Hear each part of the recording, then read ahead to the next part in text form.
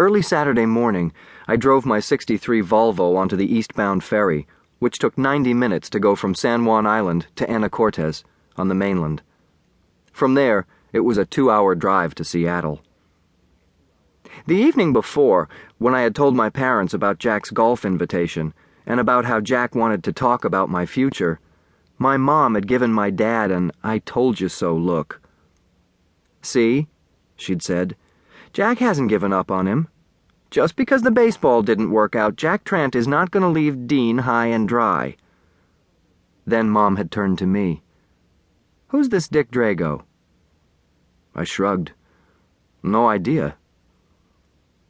I had one stop to make. My old house. It was in a suburb 20 miles north of the Seattle city limits, but still considered part of Greater Seattle.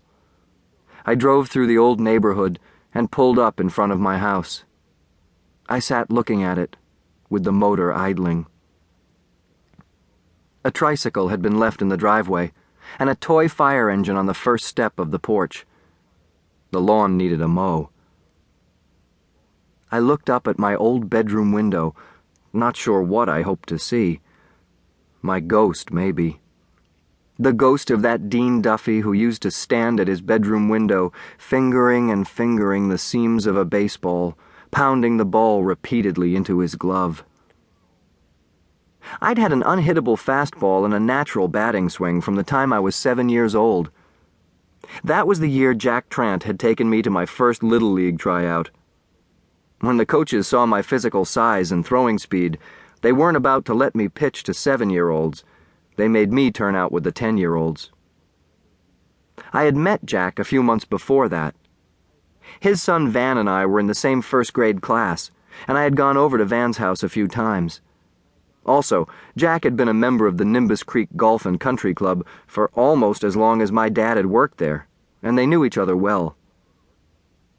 Jack was a celebrity. He had played baseball at the University of Washington in the early 1960s and had pitched 8 good seasons in the big leagues before retiring at his peak. Now, he owned a medium-sized construction company, but spent most of his time on the golf course, or as a booster for the UW, helping his old alma mater recruit high school athletes. He loved all sports, but especially golf, fishing, baseball, and football, in that order. 4 or 5 times a year he was a guest on one of the local radio sports talk shows. Occasionally he gave gruff motivational talks to school or church groups. By 9th grade, I had reached 6'3". By 10th, 6'4". That was as tall as I got, but it was tall enough to make college recruiters and pro scouts take me very seriously when I was a mere sophomore, especially with Jack Trant coaching me. Jack had always said I had the kind of talent that needed a minimum of coaching. I had the dedication to match the talent. 9th grade, my last year of junior high, I was brought up to hit and pitch for the high school varsity. A 9th grader mowing down upperclassmen with split-fingered fastballs, forkballs, off-speed changeups, sliders, wicked curves.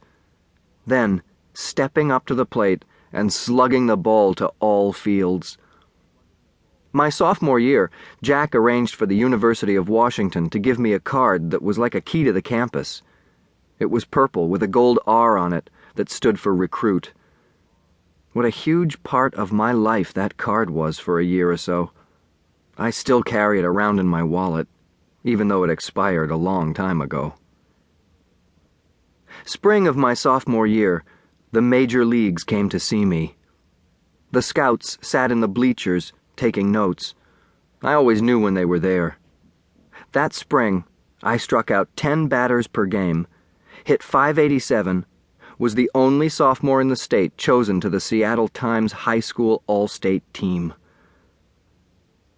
But then it all changed. The dream died, and I was still trying to figure out why. A face appeared in the upstairs window. Not Dean Duffy's ghost, but the new owner of the house, not pleased at the sight of a long-haired kid in a beat-up Volvo staring at his home. I shifted into first and drove away.